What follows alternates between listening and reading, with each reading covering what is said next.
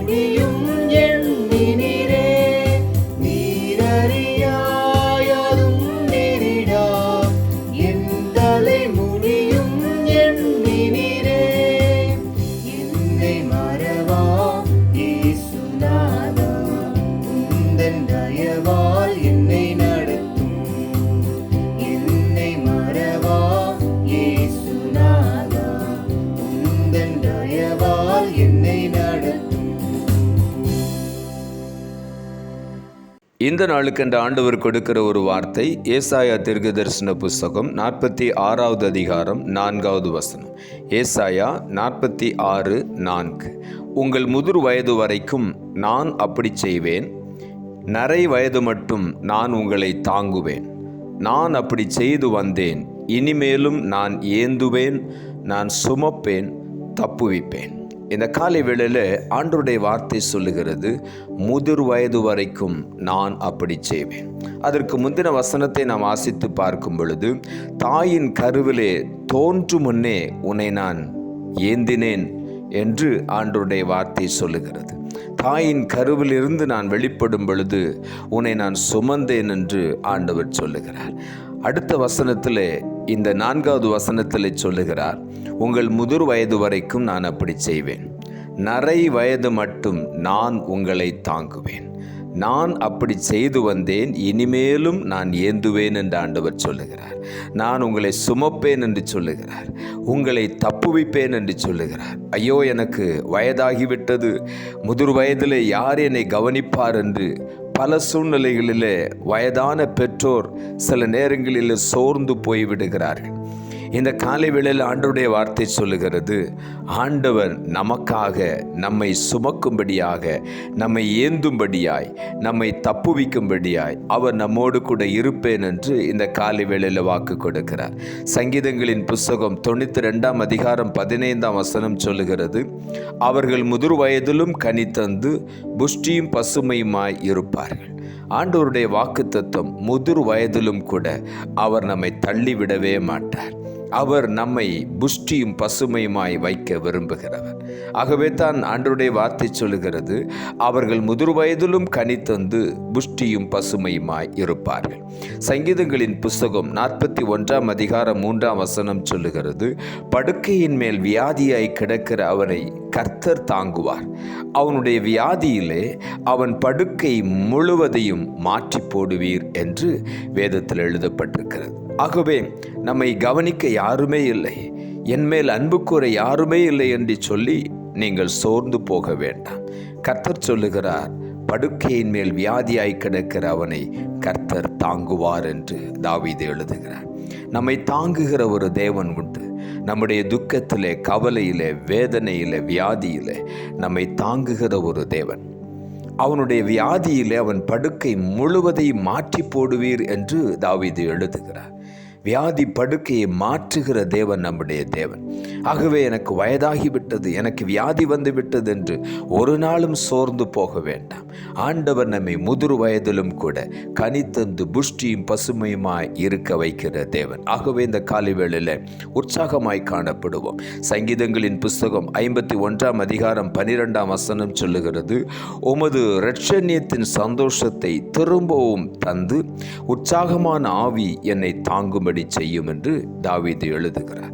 இரட்சணியத்தின் சந்தோஷத்தை திரும்பவும் எனக்கு தார், உற்சாகமான ஆவி என்னை தாங்கும்படி செய்யும் என்று சொல்லி என்னிடத்தில் இருக்கிற சோர்வுகள், பலவீனங்கள் மாறட்டும். என்னை உற்சாகமான ஆவியினாலே தாங்கும்படி செய்யும் என்று தாவீது எழுதுகிறார். இந்த காலை வேளையிலே நாமும் கூட ஆண்டவரிடத்தில் கேட்போம், ஆண்டவரே, என்னுடைய சோர்வை மாற்றி, பலவீனங்களை மாற்றி, உற்சாகமான ஆவி என்னை தாங்கும்படி செய்யும் என்று சொல்லி இந்த காலை வேளையில் ஆண்டவர் நமக்கு கொடுக்கிற ஆவி பலவீனமான ஆவி அல்ல, பலமும் அன்பும் தெளிந்த புத்தியும் உள்ள ஆவியை கொடுத்திருக்கிறார். ஆகவே இந்த காலை வேளையில் நான் உற்சாகமாய் காணப்படுவோம். யாத்திராகம புஸ்தகம் 19ஆம் அதிகாரம் 4ஆம் வசனம் சொல்லுகிறது, நான் எகிப்தியருக்கு செய்ததையும் நான் உங்களை கழுகுகளுடைய செட்டைகளின் மேல் சுமந்து உங்களை என் அண்டையிலே சேர்த்து கொண்டதையும் நீங்கள் கண்டிருக்கிறீர்கள் என்று இங்கே எழுதப்பட்டிருக்கிறது. கழுகுகளுடைய செட்டைகளின் மேல் ஆண்டவர் தம்முடைய ஜனங்களை சுமந்து கொண்டு வந்து சேர்த்தார் என்று வேதம் சொல்லுகிறது. ஆகவே இந்த காலை வேளையில் நம்மை சுமக்கிற செட்டைகள் நமக்காக விரிக்கப்பட்டிருக்கிறது. ஆண்டவர் சொல்லுகிறார், உன்னதமானவருடைய செட்டைகள் உனக்காக விரிக்கப்பட்டிருக்கிறது. அவர் தம்முடைய செட்டையின் கீழே நம்மை மறைத்து கொள்வது மாத்திரமல்ல, அவருடைய செட்டைகளின் மேலே நம்மை தூக்கி சுமக்கிற தேவனாயிருக்கிறார். அவர் சொல்லுகிறார், இன்னமும் நான் உன்னை தாங்குவேன், உன்னை நான் ஏந்துவேன், உன்னை நான் சுமப்பேன், உன்னை நான் தப்புவிப்பேன் என்று சொல்லுகிறார். ஆகவே எல்லா தீங்குக்கும், வேடனுடைய கண்ணிக்கும், பாழாக்கும், கொள்ளை நோய்க்கும், எல்லாவற்றுக்கும் விலக்கி ஆண்டவர் நம்மை காத்து வழி நடத்துகிற தேவனாயிருக்கிறார். அவைகளுக்கெல்லாம் விலக்கி அவருடைய செட்டைகளில் சுமந்து நம்மை காக்கிற தேவன். ஆகவே இந்த காலை வேளையில் உற்சாகமாய் ஆண்டவருக்கு நாம் நன்றி சொல்லுவோம். சங்கீதங்களின் புஸ்தகம் 91ஆம் அதிகாரம் 3ஆம் வசனம் சொல்லுகிறது, அவர் உன்னை வேடனுடைய கண்ணிக்கும் பாழாக்கும் கொள்ளை நோய்க்கும் தப்புவிப்பார் என்று சொல்லி. அவர் தப்புவிக்கிற தேவன். எதற்கெல்லாம் தப்புவிக்கிறார்? வேடனுடைய கண்ணி, பிசாசுடைய கண்ணிகளுக்கு, பாழாக்குகிற கொள்ளை நோய்களுக்கு ஆண்டவர் நம்மை தப்புவித்து பாதுகாக்கிற தேவனாயிருக்கிறார். ஆகவே இந்த காலை வேளையில் நாம் ஆண்டவரை நம்புவோம், இயேசுவின் நாமத்தை சொல்லி அவரை கூப்பிடுவோம். அவர் நம்மோடு கூட எப்பொழுதும் இருப்பார். நம்மை அவர் சுமந்து கொள்வார். நம்மாலே நம்முடைய பாரங்களை சுமக்க முடியாது. ஆண்டவர் சொல்லுகிறார், பாரத்தை என்மேல் வைத்து விடுங்கள், நான் உங்களுக்கு இளைப்பாறுதலை தருகிறேன் என்று சொல்லி. ஆண்டவருடைய சமூகத்தில் வரும்பொழுதெல்லாம் நமக்கு கிடைக்கிறது இளைப்பாறுதல். ஆகவே வயதாகிவிட்டது, பலவீனம் வந்துவிட்டது, வியாதி வந்துவிட்டது என்று நாம் ஒரு நாளும் சோர்ந்து போக வேண்டாம். ஆண்டவர் சொல்லுகிறார், அந்த வியாதியிலே அவன் படுக்கை முழுவதையும் நான் மாற்றி போடுவேன் என்று. இந்த காலை வேளையில் உற்சாகமாய் ஆண்டவருக்கு நாம் நன்றி சொல்லுவோம். நிச்சயமாகவே அவர் நம்மை தாங்குவார், ஏந்துவார், சுமப்பார், தப்புவிப்பார். நாம் ஜெபிப்போம். அன்புள்ள ஆண்டவரை, கிருபையானீர் கொடுத்த அந்த புதிய நாளுக்காய் மறுபடியும் எமக்கு நன்றி செலுத்துகிறோம். ஆண்டவர் கொடுத்த ஜீவனுள்ள வார்த்தைக்காக நன்றி. உங்கள் முதிர் வயது வரைக்கும் நான் அப்படி செய்வேன், நரை வயது மட்டும் நான் உங்களை தாங்குவேன், நான் அப்படி செய்து வந்தேன், இனிமேலும் நான் ஏந்துவேன், நான் சுமப்பேன், தப்புவிப்பேன் என்று வார்த்தையை கொடுத்தேன். வசனத்தை கேட்டுக்கொண்டிருக்கிற ஒவ்வொருடைய வாழ்க்கையிலும் வயதாகிவிட்டது என்கிற பயத்தை எடுத்து போடும்.